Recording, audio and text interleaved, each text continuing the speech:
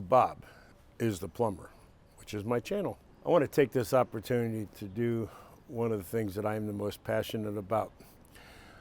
I want to give you a truck tour. There's probably at least 50 to 100 different trucks on the internet of how plumbers are set up. So, ironically, plumbing is the oldest trade there is. But there are certain guys that just do service work, and there are certain guys that do new work, and there are some guys that do plumbing and heating, some that do a little bit of electrical. So your truck is set up to what your mainstay is. We have several trucks that have jetters installed. We have trucks that just have camera guys that do technicians. I'm an all-around plumber, and I'm very proud of that. I'm adamant that most aspects of plumbing that come across me I can handle. So with that said, no further ado, I'm going to take you on a tour of what a plumbing service truck looks like. I'm going to point out some things into it, like press guns and cameras. All those will be down the road on a video, and I'll explain why I bought the make and models, etc. that I did, or if that's all that was out at the time, I'll explain it when I get to that. So first thing we're going to start out, this is a 2025 Ford 350 cutaway van. I like a van tall enough to stand up a water heater in it. You can't do the job if you don't have the parts. So with that said, the water heater's in the back. So let's, with no further ado, let's go start at the back of the truck. Well, as I said, I carry a 40-gallon water heater, standard gas, short water heater. When I put the truck together, I measured so it would fit in there perfectly. Carry a ladder. You never know when you got to get in a ceiling or on a shallow roof. We do not go on roofs to snake sewers. I did when I was in Florida a little bit, but that's not a mainstay thing to do up here. So doors open up, double doors open up the back, barn style. Carry a dolly in here to help move the water heaters around. Carry an 8-inch piece of pipe. Okay, it has a plug on it, and that we use it to fill full of 1/2 inch and 3/4 and 1-inch PVC, copper, CPVC, etc. Some 1.5 inch in there, PEX, etc., etc. And as again I stated that I'm a Milwaukee tool junkie, these are all Milwaukee boxes. So I have a methodical organization to them. This is ProPress. I set it up just like a supply house. 1/2 inch, 3/4 inch, 1 inch. This is shark bites and other miscellaneous fittings. All set up the same way.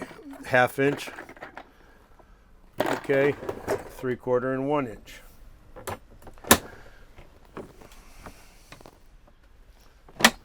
This is a rigid camera.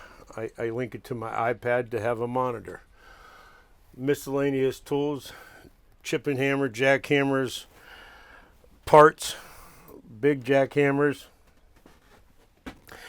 I have a pipe threader carrying this truck. This is the vise. Later on in the video, we'll be setting it up. I have the Milwaukee cordless threader right there, along with the rigid C11 dies. That's the ones that I like most. When it comes to the plumbing industry, rigid is I'm going to use the phrase, the godfather of the industry when it comes to tools. I've been using rigid tools for all 40 years in the industry, i.e. rigid pipe wrenches. Milwaukee makes pretty good tools,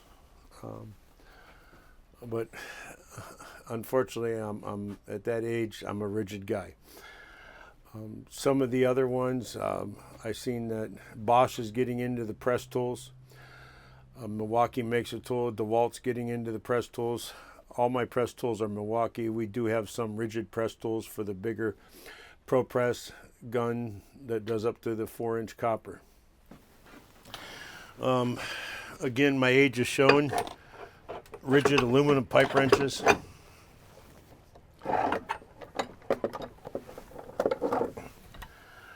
So a little trick, I don't know if anybody cares to know, but I'll share it with you.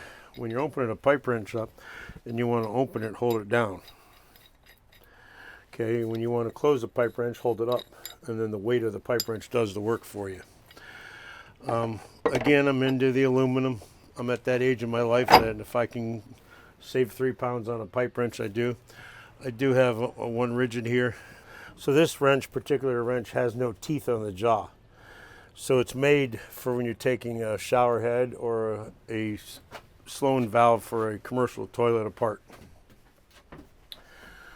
Battery charger connects to the power inverter, connects to the truck to keep all my Milwaukee batteries charged and alike.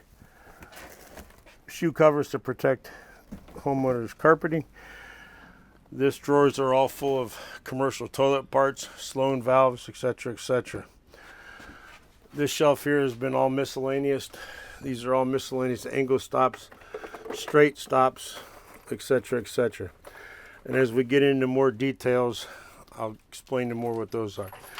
Supply lines for every faucet known to man, I believe, I hope I have here, or a toilet. Anybody know what the difference in a lav supply and a closet supply is? A closet supply, the real name for a toilet is a water closet. Why is it named a water closet? If you remember back in the ancient days, in the movie The Godfather, there was a tank up in the air where they put the gun, where he went and got the gun to shoot the guy in the eye. Well, that is a water closet. The tank was in the opposite side of the wall in the closet where they used to fill them full of water. Back in the day, that's how they got running water. Well, a closet supply is a supply line for a toilet. A lav supply is a supply line for a bathroom sink or a kitchen sink. The difference is you're going to learn throughout my videos what IPS stands for, which is International Pipe Size. So these are IPS threads. This is 1/2 inch thread. This is an odd size thread. It's 5/8.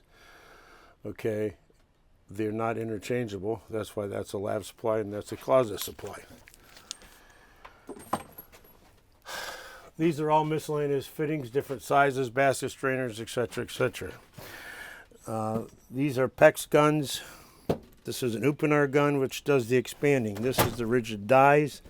This is a PEX gun for the Zern PEX fittings. These are cable cutters for the sewer machine. The rigid sewer machine, or I'm sorry, the Milwaukee sewer machine is right here. Okay, with the guide hose right there.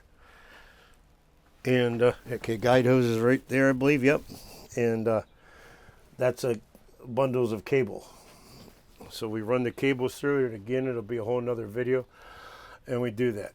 I personally like a sectional machine. We have a lot of drum style machines. That's mainly what the whole company uses. I like a sectional machine. It's much lighter and a little more convenient to use. It's much messier. That's why I don't use them on a large scale. But a sectional machine is just what I grew up using.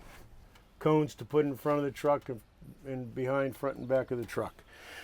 So now you've seen the introductory to Bob's plumbing van. Any comments or thoughts, please direct message below.